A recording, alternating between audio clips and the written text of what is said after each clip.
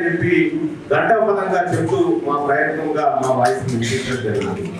So అట్లా బొమ్మర పోతన మాత్రమే కాదు, బొమ్మర పోతనకు ఉన్నటువంటి చరిత్ర, ఇక్కడికి వచ్చినటువంటి వాళ్ళు దాదాపుగా మీ నాన్న పేరు ఏందో మీకు తెలుసు కదా, మీ తాత పేరు తెలుసు, మీ తాత వాళ్ళ తండ్రి పేరు తెలుసా, వాళ్ళ తండ్రి పేరు తెలుసా?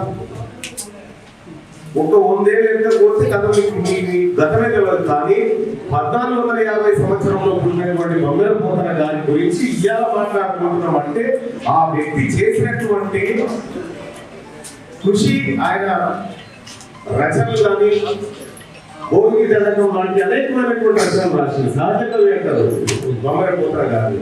అటువంటి పోతన కార్యక్రమానికి నేను హాజరు కావాలని వచ్చాను. ముఖ్యంగా ఇంకా వేరే కార్యక్రమం ఉంటుంది రాకపోలేము, కానీ ఈ గొప్ప కార్యక్రమానికి మంత్రి గారు సంకల్పించి వస్తా ఉన్నటువంటి సందర్భంలో హాజరు కావాలనేటువంటి ఉద్దేశంతో నేను ఇక్కడికి రావడం జరిగింది. సో నేను మంత్రి గారు చేస్తున్నటువంటి రిక్వెస్ట్, ఇది ఒక బొమ్మర గ్రామానికి సంబంధించిన చారిత్రాత్మకమైనటువంటి అంశమే కాదు, పాల్పూర్కి సోమనాథుడు కానీ లేకపోతే బల్మెడ కానీ ఇంకా చాలా టూరిజం ప్లేసులు ఇక్కడ ఉన్నాయి. ఇప్పుడు ప్రారంభంగా శిక్షణకు సంబంధించినటువంటి విలేజ్ కూడా ఇక్కడనే ఉంటుంది. సో ఇదంతా కలిసి పాలకుర్తిలో గతంలో ఏమున్నా అలజడులు ఉండేది, కానీ ఇప్పుడు చక్కటి వాతావరణంలో ఇక్కడ పాలకుర్తి ప్రజలు ఉన్నారు.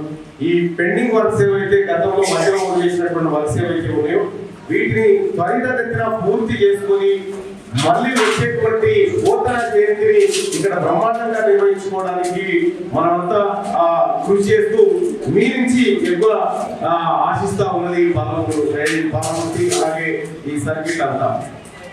పెండింగ్ పనుల విషయంలో త్వరితగతిన పూర్తయితున్న విశ్వాసం నాకు ఉంది. ఎందుకంటే మంత్రి గారు ఇక్కడికి వచ్చిందంటేనే ఉత్తగా పోయేటువంటి మంత్రి కాదు, గత మంత్రులు లెక్క కాదు, పక్కగా ఏదో చెప్పే చేసే పోయేటువంటి మంచి మంత్రి మన జూపల్లి కృష్ణారావు గారు ఇక్కడికి రావడం, ఆయన పోతన మాటల గురించి ఆయన అదంతా తిరుగుతూ పోతన గురించి తెలుసుకొని ఆ చారిత్రక అంశాలన్నింటినీ ఆయన చాలా తీక్షణంగా పరిశీలిస్తున్నటువంటి విధానం చూస్తూ ఉంటే నిజంగా ఈ శాఖకు తగ్గ మంత్రి మనకు దొరికిందని చెప్పి మనం అనుకోవచ్చు.